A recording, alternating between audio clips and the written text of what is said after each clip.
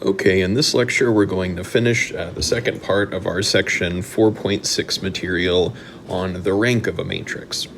So in the first part of this section we had introduced a result known as the rank theorem or the rank nullity theorem, which says that the sum of the rank of a matrix and the dimension of the null space of a matrix, or its nullity, must equal the number of columns for that matrix.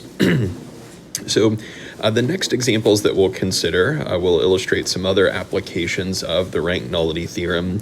And in this next example, we will see sort of a visualization of the subspaces that we've been considering, namely the row space, null space, and column space of a matrix. Now, if we later get to some of our chapter 6 material, we will find out that the row space of a matrix and its null space only have the zero vector in common, so the intersection is only the single zero vector, and these two spaces can actually be viewed as sort of perpendicular to each other.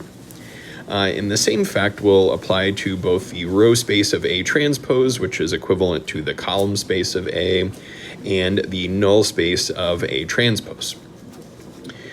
So let's consider the following example. We have a 3x3 matrix A, shown here, and in part A we're supposed to show that the null space of this matrix is the x2 axis in x1, x2, x3 space. So recall, to find the null space of a matrix, we are considering the set of vectors such that A times x would be equal to the zero vector. So if we consider this equation as an augmented matrix, we would have the matrix 3, 0, negative 1, 3, 0, negative 1, 4, 0, 5, augmented with the zero vector. And by performing row reduction on this matrix, we can find our solution set. So here we see, of course, our first and second rows are identical. So I could simplify by taking, for instance, row 2 minus row 1, which would make my first row 3, 0, negative 1. My second row becomes a row of zeros. And in this same step, to simplify a little bit, I'm going to take row 3 minus row 1 or row 2. So here I would have 1, 0, 6 for my third row, still augmented with the zero vector. Now simplifying a bit further, I could use the 1 as the leading entry in my third row to eliminate the 3 as the leading entry in my first row by taking row 1 and subtracting 3 times row 3, which makes my first row 0, 0. Let's see, we've got negative 18 minus 1 would be negative 19. Second row is a row of zeros, and my third row would remain as 1, 0, 6, still augmented with the zero vector. So from here we see, well, we could divide our first row through by negative 19 to make that leading entry in the third column a 1. And by interchanging my first and third rows, we could have a leading 1 in the first column of the first row. So for sake of simplicity, we won't show explicitly our remaining row operations, but we can see that this matrix is row equivalent to the matrix 1, 0, 0, 0, 0, 1, 0, 0, 0, augmented with the zero vector. So looking at our solution set, we would have vectors x, where the first component, x1, must equal to 0. And using the second row of our matrix, we see 1, x3 must also be 0. So the first and the third component of our solution set are both 0. And then our second component, x2, is a free variable. Since that's the only non-pivot column for this matrix. So we can think about this as x2 times the vector 0, 1, 0. So our null space of the matrix A would be the span of this single vector, 0, 1, 0, which would be the set of all vectors of this form, 0, x2, 0, which is exactly the x2 axis in 3 space, the line where both x1 and x3 are equal to 0. All right. Now in part B, we're supposed to show that the row space of this matrix A is the x1, x3 plane. So here we have in part A already row reduced the coefficient matrix A to its reduced echelon form, shown here as the left-hand side of our augmented matrix. And we see that it has 2 non-zero rows. So recall from theorem 413 that a basis for the row space would be that set of non-zero rows. So here, a basis for the row space of A would be the set of vectors B, consisting of the non-zero rows of the reduced echelon form of our matrix, which we found to be 1, 0, 0, and 0, 0, 1. So our row space of this matrix A is spanned by these basis vectors. Recall the definition of a basis was a spanning set of vectors which are linearly independent.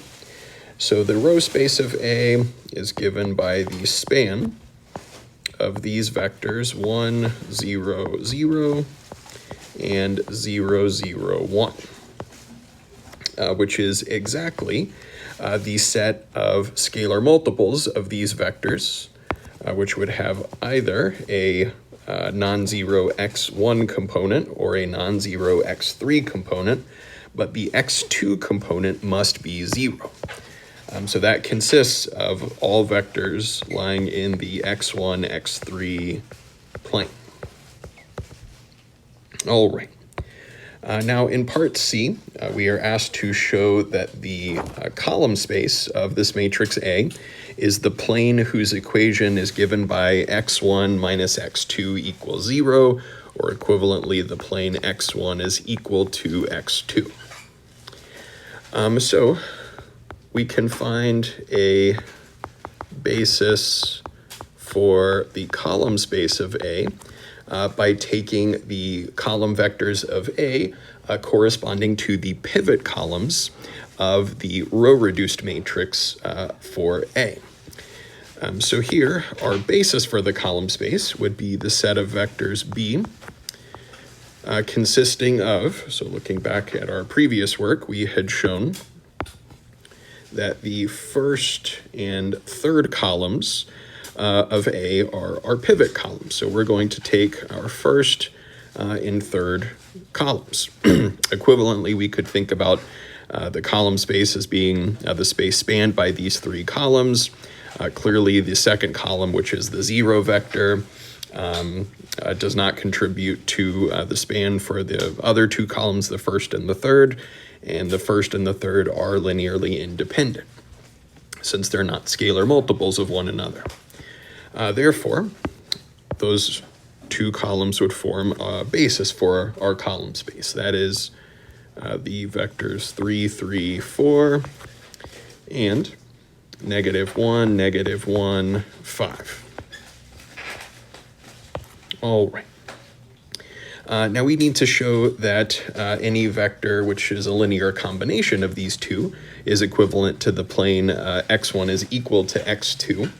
Now, one pretty simple way to do this is using techniques from your Calculus 3 course. If you've already taken Calculus 3, if you have two vectors which lie in a plane, then we can determine a normal vector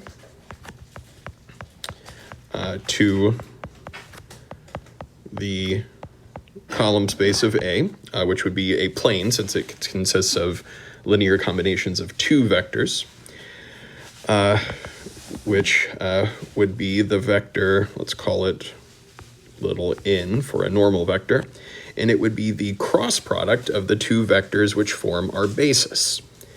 So if we call those vectors maybe b1 and b2, we're looking at B cross product, which would be the determinant of a 3x3 matrix whose first row consists of the standard basis vectors I, j, and k, or e1, e2, e3 is what we've been using in this course, where our second row consists of the vector b1, which had entries 3, 3, 4, and our third row would consist of the entries of our second vector b2.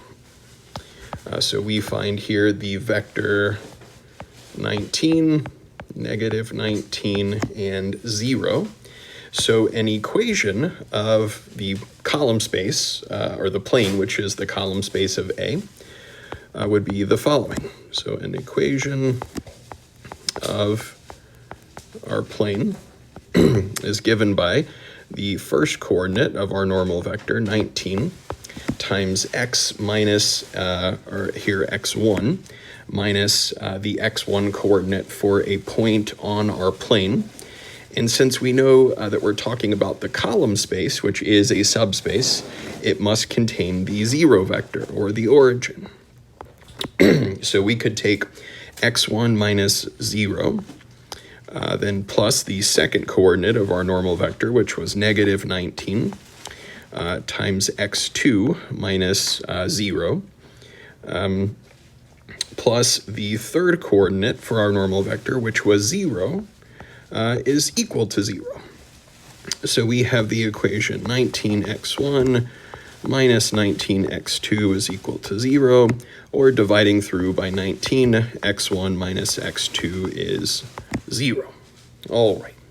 So the column space, which was spanned by these two vectors, is a plane x1 equals to x2. And then in part D, we are asked to show that the null space of A transpose consists of the set of all multiples of the vector negative 1, 1, 0.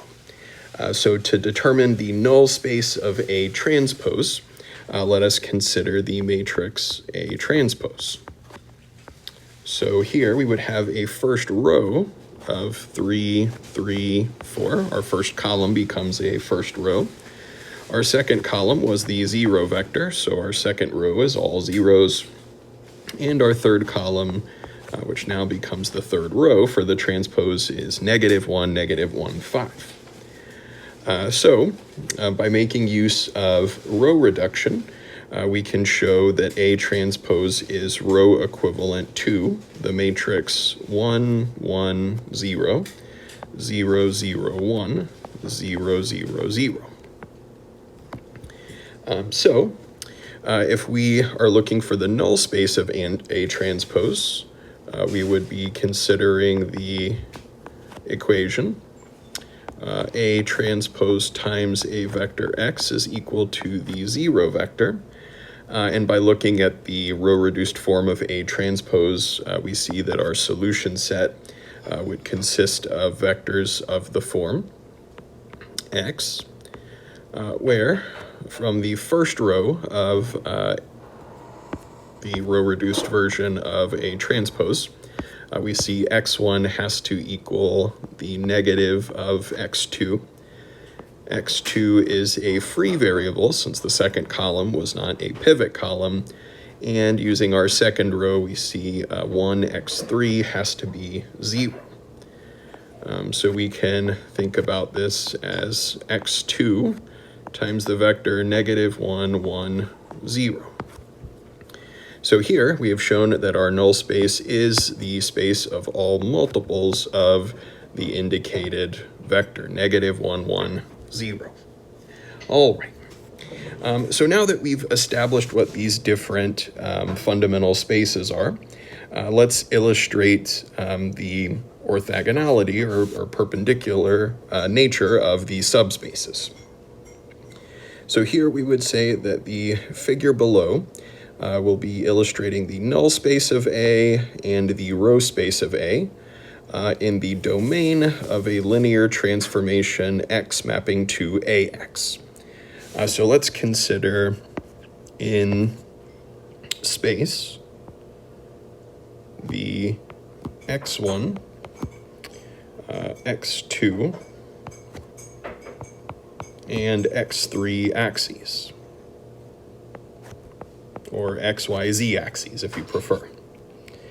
So here we have shown that the null space of A in part A of this example was the x2 axis, and so our null space here is the entire x2 axis in space. This is going to be the null space of our matrix A. Now we're also going to show the row space of A. So looking back to part B, we had shown that the row space of A was the x1, x3 plane. Now the x1, x3 plane, let's see if we can illustrate here, would be the plane shown here, of course, extending in all directions.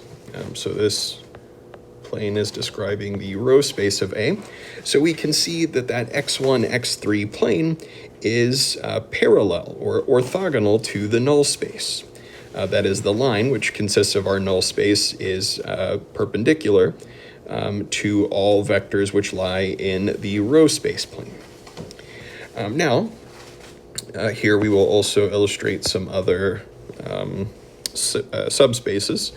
If we consider the range of this mapping, we can look at the column space of A and the null space of A transpose in a separate copy of 3 space. So if we think about taking R3 and mapping to R3 by using the matrix A we were given, we have the following copy of 3 space formed by our x1, x2, and x3 axes. And we can see here that the column space of A, which we found in part C, is a plane whose equation is x1 is equal to x2. So if we look at the line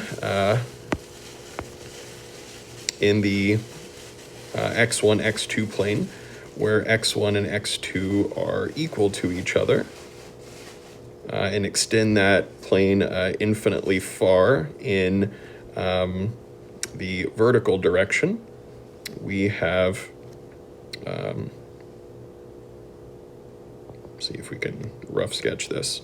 Or maybe let me start by sketching the null space of A transpose. It might make visualizing this a bit easier. So the null space of A transpose, which we found in part D, was the set of all multiples of -1, 1, 0. So if we think about that vector, we're moving 1 unit in the negative x1 direction and 1 unit in the positive x2 direction. So we would have this vector, and then considering all scalar multiples of this vector, well, we could extend this vector infinitely far in the same direction, or by taking negative values for our scalar, we would be reversing the direction of that vector. So we have a line here, which is the null space of A transpose, and our plane, the plane x1 equals x2, which was the column space of A, is orthogonal to that line. So we have a plane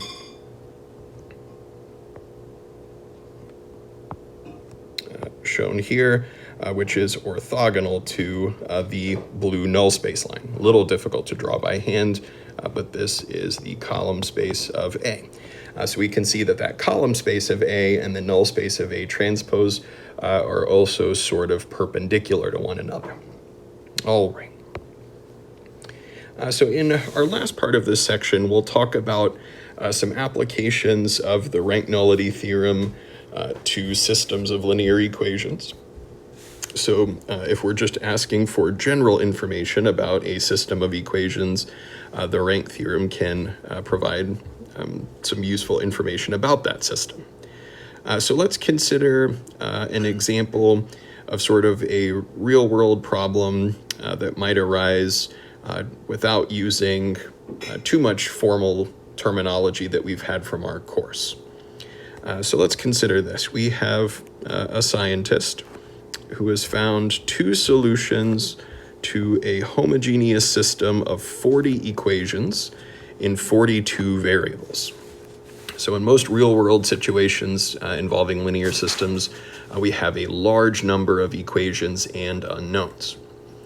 So now these two solutions, which he has found, are not multiples of one another, and all other solutions can be constructed by adding together appropriate multiples of those two solutions.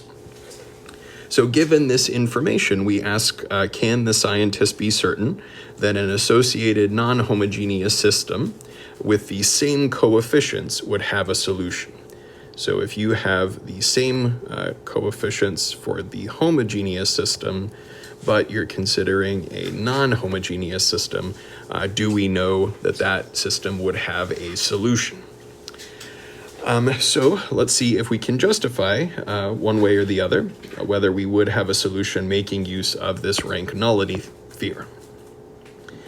So let's consider the coefficient matrix for the system that's being considered. So let's call it capital A, which will be the coefficient matrix consisting of 40 equations and 42 variables. So its dimensions would be 40 by 42 matrix, which would be the coefficient matrix.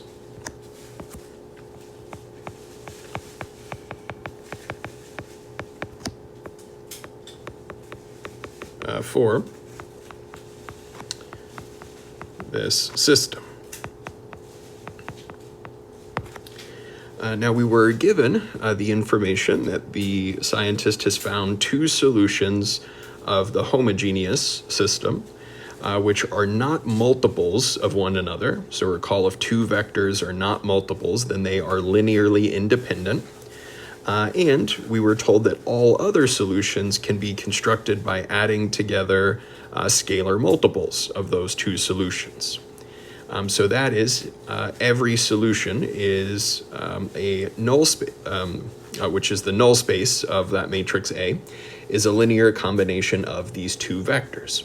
In other words, they span the null space. So we can say that the given information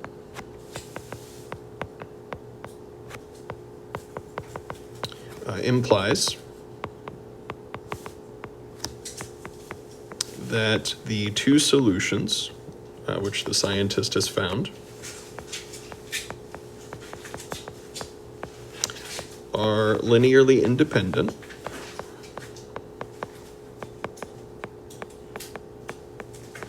since they are not scalar multiples of one another, and span the null space of A.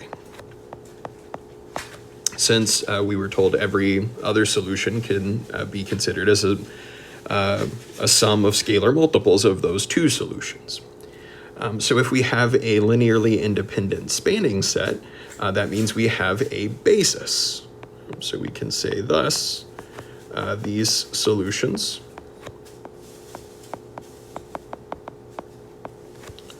form a basis for the null space of the matrix A. So that means that the dimension of the null space of A, or the nullity of the matrix, would be 2. And by making use of the rank theorem, we can determine the rank of our matrix. So here by the rank theorem, the rank of A can be found by taking the number of columns of our matrix and subtracting the nullity. So here we had a 40 by 42 matrix, so 42 columns. The dimension of the null space was 2, therefore the rank is 42 minus 2, or 40.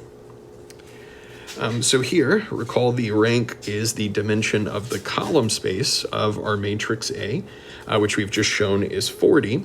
But these columns of the matrix A are vectors in R40. So we can say, since the entire space R40 is the only subspace of R40, that is the space where these column vectors lie, which has a dimension of 40. Therefore, the column space of A has to be all of R40 in order for that rank, or the dimension of the column space, to be equal to 40. So this means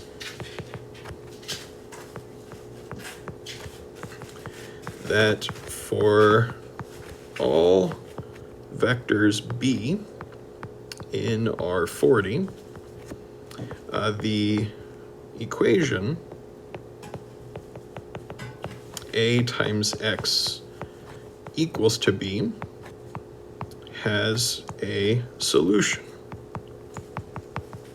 That is, for any non-homogeneous system, which has the same coefficient matrix A as the non-homogeneous system, we're guaranteed that we have a solution. So the answer to our question would be yes here. We can guarantee, or can be certain, that the non-homogeneous system with that same coefficient matrix would have a solution. All right. Now, the last part of this section has to do with relation between the rank, or some results that we've seen throughout this section in Chapter 4, and the invertible matrix theorem that we had seen at the end of Chapter 3. So we will restate the invertible matrix theorem at the end of this section, and see that we can add some parts to the invertible matrix theorem, which are associated with the various vector space concepts that we've been considering throughout Chapter 4. So here we are restating the invertible matrix theorem, which said if we had a matrix A, which is a square n by n matrix, then all of the following statements are equivalent. Now, in the original statement of this theorem, in the end of Chapter 3, we had only gone up through statement L, namely the statements A through L are all equivalent. Now we have some other equivalent statements for the invertible matrix theorem, which are related to these subspaces that we're considering associated with that matrix A. So let's go through these.